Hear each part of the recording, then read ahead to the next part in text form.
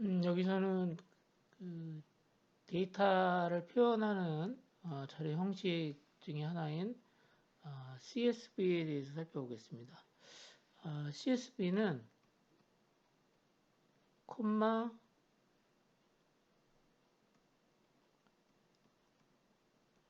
separate value C의 약자입니다. 왜냐하면 값들을 여기 있는 것처럼 콤마로 분리하는 형태의 자료 형식이고요. 그래서 자료의 값들을 콤마를 기준으로 해서 나눈다라고 하는 겁니다. 값들은 콤마로 나눠진다라고 하는 거죠. 대표적인 것 중에 하나가 이제 우리가 어떤 자료를 저장할 때요.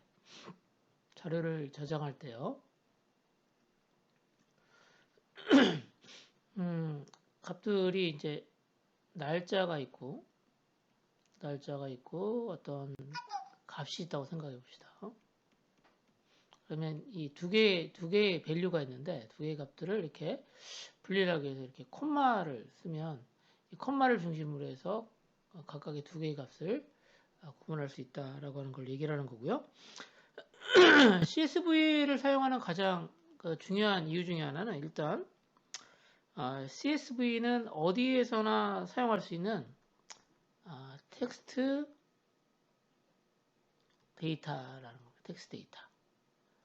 이게 텍스트 데이터라고 하는 게 무슨 의미냐면 보통 이제 그 바이너리 데이터 또는 이제 바이너리 파일들을 보게 되면 얘는 그 바이너리 데이터, 바이너리 파일 같은 경우에는 해당되는 자료를 읽기 위한 별도의 프로그램을 필요로 합니다.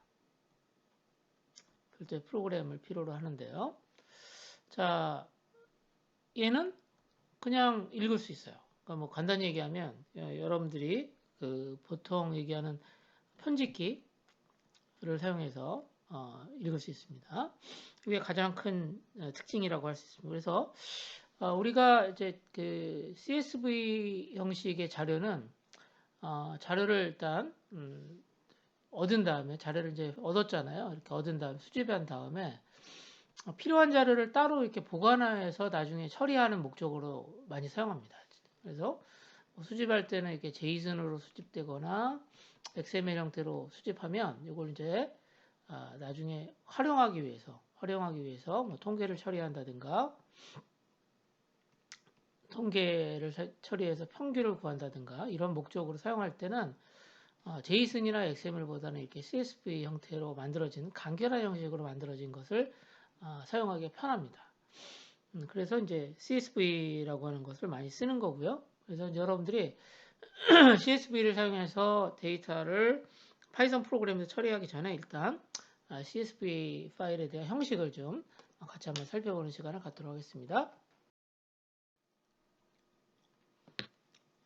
CSV는 앞서 말씀드렸던 것처럼 콤마를 기준으로 해서 나눠진 값들로 구성되어 있습니다. 값들이 콤마를 기준으로 해서 나눠진다라고 하는 겁니다. 자, 그리고 앞서 말씀드렸던 것처럼 텍스트 파일이고요. 텍스트 데이터입니다. 자, 여기 보시면 자료가 연도, 제조사, 모델, 설명, 가격 하나, 둘, 셋, 넷, 5개의 자료입니다.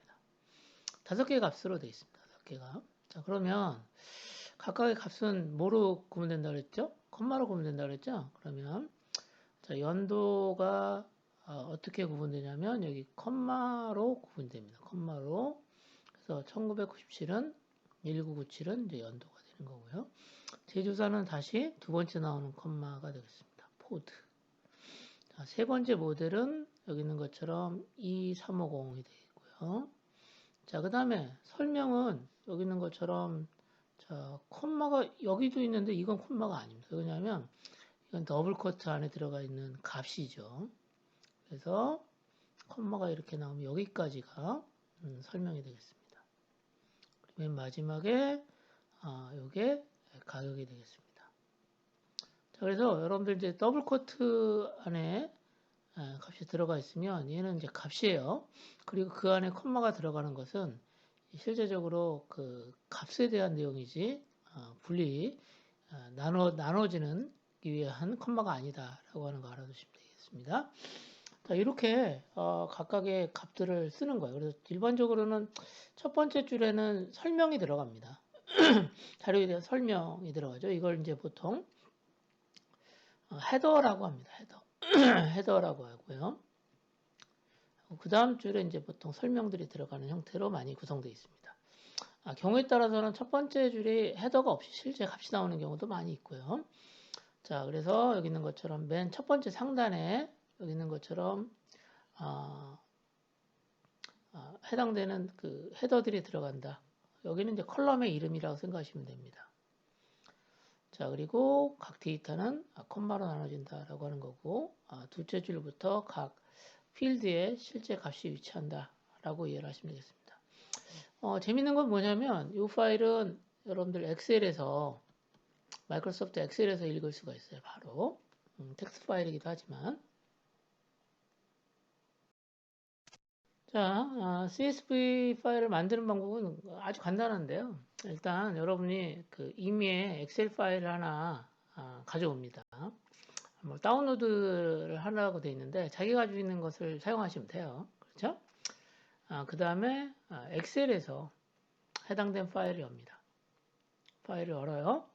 자, 그러면 이제 엑셀에 파일이 보이겠죠. 그 다음에 여기 이제 메뉴에 보면 파일 메뉴가 있고 거기서 다른 이름으로 저장했어요. 다른 이름으로. 다른 이름으로 저장을 하는데 이때 어떤 것을 지정하시면 되냐면 자, 어떤 걸 지정하시면 되냐면 이때 그 리스트가 쭉 나오거든요. 거기서 파일 형식에서 파일 형식을 CSV 쉼표로 분리라고 되어 있는 부분이 있습니다. 그 다음에 이걸 선택한 다음에 저장하시면 됩니다. 그러면 여기 있는 것처럼 엑셀 파일 같은 경우에는 메모장으로 못 여는데 종류를 저장했으니까 종료하시고요. 그 다음에 이제 해당되는 파일을 여시면 됩니다. 근데 확장자가 뭐로 바뀌었냐면 .csv로 바뀌어요. 자, 그래서 이런 식으로 해서 일단 여러분이 테스트할 수 있는 파일들을 만들 수가 있어요. 자, 이렇게 저장을 하잖아요. 그러면 이렇게 그 CSV 파일이 만들어져요. 그래서 CSV 파일 만들기 .csv 이렇게 돼 있는데 여기 보시면 아시겠지만 그 첫 번째 줄은 이제 필드들 또는 컬럼 이라고 합니다. 헤더라고도 하는데 이게 나오고 이제 그 다음부터 이제 컴마로 분리되는 값들이 나옵니다. 값들이 나오죠. 자, 그래서 여러분들이 이제 메모장을 사용해 가지고 해당된 파일들을 확인해 볼 수 있다라고 하는 거 알아두시면 되겠습니다. 자, 여러분들이 이제 CSV 파일이 만들어지면 이 CSV 파일을 어떻게 사용할 거냐라고 하면 일단 만들어진 CSV 파일은 파이썬에서 열어야겠죠. 그 다음에 이제 자료 처리를 합니다. 자, 그래서 파이썬에서 CSV 파일을 다룰 수 있는 방법은 몇 가지가 있는데 가장 쉬운 방법은 그냥 파일을 해서 그냥 오픈하는 거예요. 파일에서 오픈하는 거죠. 그래서 뭐 여기 있는 것처럼 뭐뭐뭐.csv 그 다음에 리드 합니다. 그러면 여기 있는 것처럼 그 파일 객체가 파일 객체로 있으니까 얘를 뭐 파일을 리드 라인으로 읽을 수도 있고 리드 라인스로도 읽을 수 있고 여러 가지 방법이 있습니다. 이게 첫 번째 방법이고 두 번째 방법은 CSV 객체를 사용하는 건데 이거는 임포트를 하셔야 돼요. 임포트 CSV 이걸 하셔야 됩니다. 그래서 CSV 파일에 특화되어진 패키지예요. 모듈입니다. 이 모듈을 사용해서 하는 방법 있고 세 번째는 판다스라고 하는 패키지가 있습니다. 임포트 한 다음에 판다스를 합니다. 판다스 패키지에는 어떤 게 있냐면 read csv라는 별도의 펑션이 제공되어 있습니다. 사실은 방법이 여러 가지가 있다라고 하는 거고요. 자, 여기 있는 것처럼 첫 번째 방법은 파일 객체를 사용하는 방법. 두 번째는 CSV 객체를 사용하는 방법. 세 번째 판다 객체를 사용해 가지고 우리가 다룰 수 있는 방법 세 가지가 정도 있다라고 하는 거고, 수업에서는 실제적으로 이 세 가지 방법들을 각각 한번 살펴볼 겁니다. 그래서 맨 처음에는 여기 있는 파일 객체를 다루는 것부터 시작할 거고요. 자, 일단 여러분들이 여기서는 다른 걸 떠나서 CSV 파일이라는 것이 뭐고, CSV 파일을 다룰 수 있는 방법이 세 가지가 있다라고 하는 게 있고, 그 중에서 파일 객체를 사용하는 것은 일반적인 일반적인 자료를 읽는 거하고 동일한 방법으로 처리한다라고 하는 거 정도만 알아두시면 되겠습니다. 자, 여기는 여러분들과 같이 지금 뭘 해볼 거냐면, 가끔 여러분들 파이썬 프로그램 하다 보면 이 패스라고 하는 게 나와요. 그리고 여러분들 그 컨티뉴라는 것들 배우셨죠? 자, 그래서 패스하고 컨티뉴의 차이점을 좀 살펴볼 예정입니다. 자, 패스라고 하는 건 뭐냐면 말 그대로 패스, 아무것도 하지 않고 지나간다는 얘기입니다. 자, 아무 일도 없이 그냥 지나간다. 실행하는 것이 아무것도 없다는 의미고요. 아무런 동작하지 않고 다음 코드를 실행합니다. 근데 왜 이런 패스 같은 게 아무것도 하지 않는데 이런 코드를 쓰냐? 때때로 아무것도 하지 않고 지나가야 되는 경우도 있기 때문에 그런 거겠죠. 자, 그거에 대한 예제는 여러분들이 다음에 예제를 가지고 한번 살펴볼 예정이고요. 자, continue. 이거 뭡니까? continue는 반복문에서 사용됩니다. 그래서 다음 순번에 룹을 실행하기 위해 사용한다라고 하는 겁니다. 자, 여기 보시면 포문이 있죠. 그래서 1에서 4까지의 자료가 이렇게 i에 제공됩니다. 그런데 제공되는 i의 값이 이렇게 그 레인지 1에서 5니까 1에서부터 4까지 값들이 1, 2, 3, 4 들어갈 때 i 값이 3이면 어떻게 한다? 그냥 지나친다는 거예요. 그럼 어떻게 하겠어요? 그냥 그 다음 문장을 하니까 사실은 1, 2, 3, 4 그냥 똑같이 실행되는 모양이 된다라고 하는 겁니다. 자, 그래서 i 값이 3일 때 if 조건에서 아무것도 실행하지 않고 다음 단계로 넘어가서 프린트문을 실행한다라고 하는 겁니다. 그런데 여기 i가 3일 때 여기 continue가 있으면 어떻게 될까요? 그때는 뒤에 있는 프린트 문장을 실행하지 않고 그 다음 반복이 실행됩니다. 자, 그러니까 뭐겠어요? i 값은 4가 되겠죠? 그래서 프린트 4가 됩니다. 그리고 그 다음에는 이제 5가 되니까 자연스럽게 빠져나갑니다. 그래서 처리될 때 보면 처리 결과가 1, 2, 4 형태로 해서 3이 빠져요. 자, 3일 때는 앞서 말씀드렸던 것처럼 반복의 다음 순번으로 이동하기 때문에 프린트 함수가 실행되지 않고 숫자 3은 출력되지 않는다라고 하는 거죠.